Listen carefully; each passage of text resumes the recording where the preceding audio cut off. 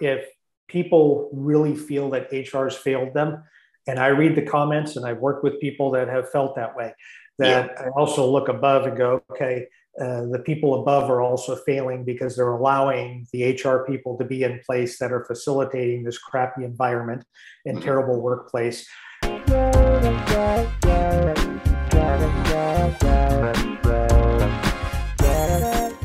Hi, welcome to Over 50 TV. My name is Lou Reyes, and today I'm with Joric McLean. And as you know, if you've watched our channel at all, you know that Joric McLean is our resident HR expert. Joric is a former HR manager for the Phoenix Suns, the NBA basketball team. He also has 20 years of experience in HR. So when a question comes up that I can't answer, I always go to Joric. So let's get to some of the questions, some of the statements I get. Welcome to the show, Joric. Hey, thank you. This is going to be a good one, I can tell. Yeah, I think it's going to be a very interesting one as well, because let me just read you a comment that I got here. And it says here, worked with several HR managers over my 35-year career with a Fortune 500 company. Very few of these HR people have a backbone and are, for a lack of a better word, useless. This is what Larry Smith is saying, one of our viewers, and he's not alone, by the way. Companies are hurting for workers, but turn away those of us that are over 50. And it is my experience that these kids in HR, in the HR positions, are afraid of our experience. Joric, you've been in HR, buddy. I mean, are HR people, the younger ones, are they afraid of the experience that an older person has? Yeah, I believe so. That's a general sentiment, and it's probably more than the majority of people. If you brought up HR, I would say that there are less companies, whether it be Fortune 500, Fortune 100, or big name companies or mom and pop that have, let's say, established HR reps that have been around 20, 30, 40 years. And I think many people have realized, especially over 50 employees, that when they've gone into HR, they very rarely see someone that's their own age. And I'm of the belief that if you are, let's say, a 60-year-old employee and you find someone that's got, let's say, 25 plus years in HR, you probably aren't as upset. You're still frustrated with HR because they're working for the employer, but they might have 25 to 30 years of experience to find a way to somehow help you without losing the job or having the employer mad at both of you and HR. When you're looking at someone that's 25 to 30 years old in human resources, they frankly don't have enough experience and have enough conversations to be able to understand nuance, understand circumstance. There's a lot of ways that you can help employees without screwing over the employer in doing so.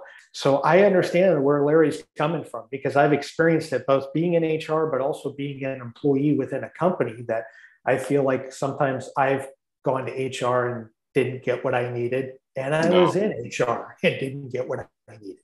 Yeah. And that's got to be frustrating on your side too. But here's the thing that Larry Smith mentions that these are basically, he says, they lack, for a better word, that they're useless. One of the reasons I think older people think they're useless, these HR young professionals are useless, is because they're not, number one, like you just said, they're not doing anything. But do you think they're power hungry? I mean, this is their opportunity to be a boss, and they're 20 some years old or pre-30, and now they got to be a boss. It's that power going to their head.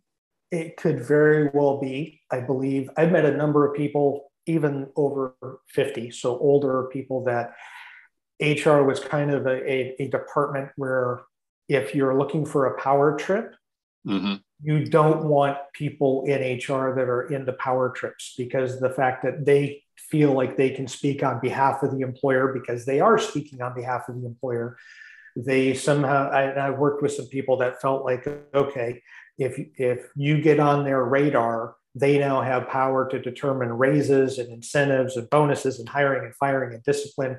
And they can tell your boss to make your life heck if they choose to. I've met people that are that way. Thankfully, I've also met people and I've been mentored by people that don't feel that way.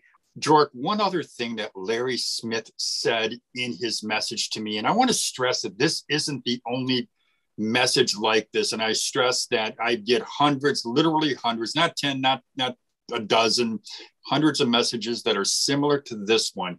But Larry Smith says this. He says, HR is not your friend. Most HR people are unqualified and have little, if any, people skills. And if it's true that they're unqualified, which I'm inclined to believe that just because I've seen that, but if it's true that they're unqualified and they have little people skills, then why do you think management would keep them in that position? Probably for, I'll say a straight answer, because management doesn't realize that. And here's why I say that. Complaints are supposed to go to HR, so they can sort of get meted out and mitigated and squashed at that level.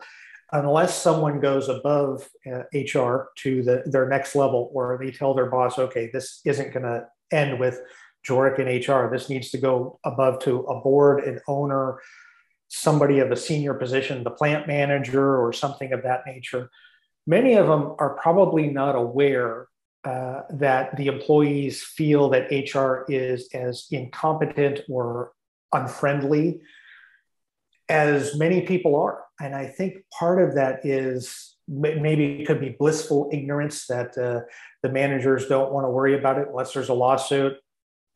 I'm not going to worry about it. And I've worked with some people that feel that way, but I also think that many of them don't know. And part of that is because it gets to HR, but it doesn't get above HR. So when HR is the problem, very few times will that rise to where senior management, a board, an owner, or ownership gets involved in HR. But I know people who have worked at Target and at Kohl's, and the turnover rate at these big retailers is horrible.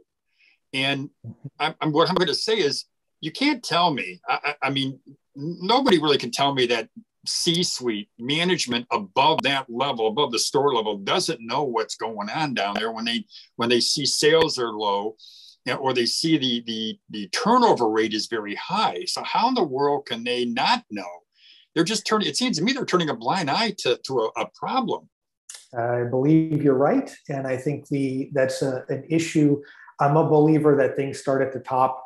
So as much as HR, if people really feel that HR has failed them, and I read the comments and I've worked with people that have felt that way, that I also look above and go, okay, the people above are also failing because they're allowing the HR people to be in place that are facilitating this crappy environment and terrible workplace.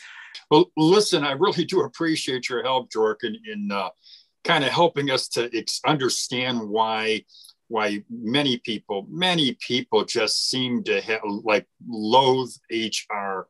We see it more and more, and especially the comments that I'm getting. It's just amazing to me when I read these. And sometimes I'm almost embarrassed when I see how people are over 50 years old, 50, 55, 60. I'm embarrassed by how they're treated. Well, again, I want to thank you for joining us here today. And I look forward to having you back, Joric. Yeah, keep the comments coming because we need to have more discussions about this so more people over 50 feel emboldened to be able to go from commenting to actually confronting their HR people and their employers about some of this stuff that's going on. Yeah, I'd like to see that. I really would.